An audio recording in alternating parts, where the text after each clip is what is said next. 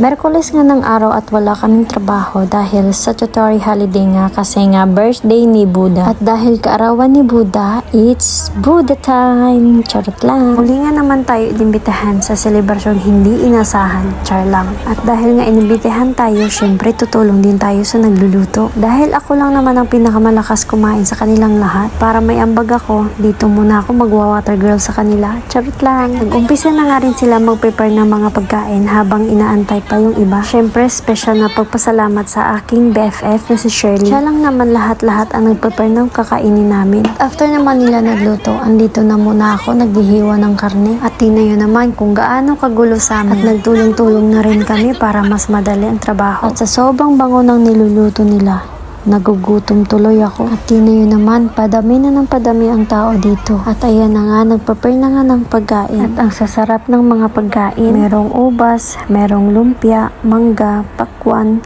liempo, merong inihaw na tilapia, may inihaw na isda, may inihaw na karning baboy, at marami pang iba. At ito naman yung pinakamaganda dito na salo-salo kaming kumakain. At sa sobrang dami namin, hindi na kami magkasya sa isang lamesa. Kaya yung iba sa kabilang lamesa na lang. At eto yung kaibigan namin na may birthday ngayon. At sa sobrang dami nagpicture sa kanya, hindi niya alam kung saan siya titingin.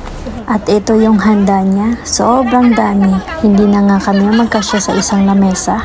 At syempre, hindi mawawala yung picture. Lalo na yung naghanda ng lahat, nagpuyat, maagang nagising para lang pumunta ng maaga sa part na yan. Dito kasi paunahan talaga ng pwesto, kaya maaga siyang pumunta dito. At syempre, habang hindi pa tapos yung picture-picture, dito na muna ako. Mahirap na maubusan tayo ng upuan. Charot lang. Nako, si BFF, nakipicture na rin sa my birthday. At tinayo naman kung gaano kadami nagpicture sa kanila.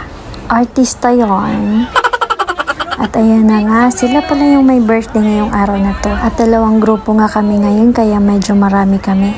O diba, hanggang hindi pa rin tapos yung picture-picture. Minsan lang to sa buhay natin, kaya lubos-lubusin na natin. Kasi balang araw, mamimiss mo tong mga ganap nito. Kaya pag na-miss mo, may panonoorin ka. At after naman namin kumain, may kanya-kanya na kaming pwesto. Merong nag-uusap lang, yung iba naman nagsusugal. Kami naman dito, inuman at kantahan. At sa araw na to ay uminom naman ako, pero kunti lang. Sobrang tagal ko na kasi hindi umiinom. At wala naman akong ginagawa, nakatunga nga lang naman ako. Kasi nga, busy nga yung lahat sa paglalaro. Syempre, good girl tayo, hindi tayo marunong magsugal. At hindi rin ako patay na patay sa alak. Pinilit ko lang talaga uminom kasi wala naman akong gagawin. At sa tabi naman ng table namin, mga Indonesian, kumakanta din sila. At sobrang ingay nga dito sa park kasi maraming kumakanta. Marami ding sumasayaw. Kaya nga maganda dito kasi lahat-lahat ng gusto mong gawin, magagawa mo. Kasi walang bawal. Syempre, wala akong talent sa pagkanta kaya kumakain na lang ako.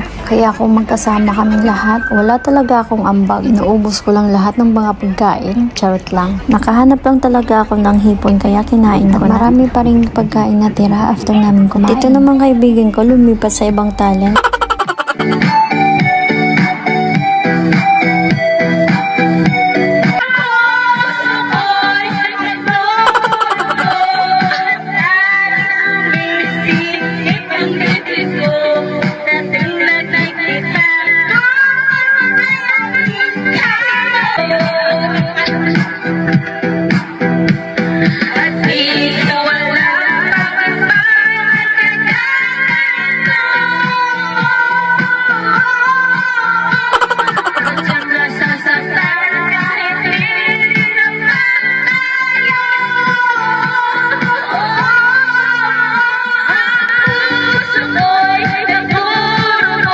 Hindi mo talagang mahalatang puyat na puyat tong kaibigan ko. Akalain mo gumising ng maaga, pumunta ng park ng sobrang aga na sobrang dami-daming dala. Siya pa nagluto, siya pa nagprepare ng mga pagkain. Nakuha pa niyang entertain yung mga bisita, paglaro ng baraha, nakipag-inuman, nakipagkantahan, nakipag-chismisan, nakipagsayawan. Lahat-lahat na sa kanya na.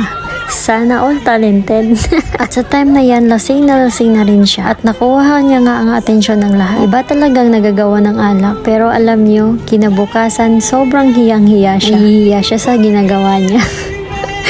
Pero Ay nako. Buti na lang, may kasama siyang birit din sa kantahan. Sige, kaya nyo yan. Go lang. Ako naman sa gilid, simpleng upo lang. Minsan humihiga kasi nahihilo na nga konti. Diba, sobrang saya nila.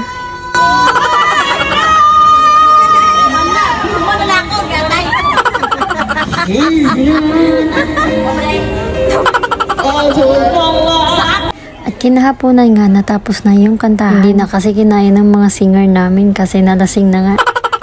Paunti-unti na rin nawawala yung mga tao kasi nasig-uwian na sila, hapon na kasi nito. Kaya piliin talaga natin maging masaya. Sabi nga nila, life is too short. Kaya habang buhay pa tayo, piliin natin maging masaya. Kaya maraming salamat sa araw na to, Lord. At hanggang sa muli, paalam!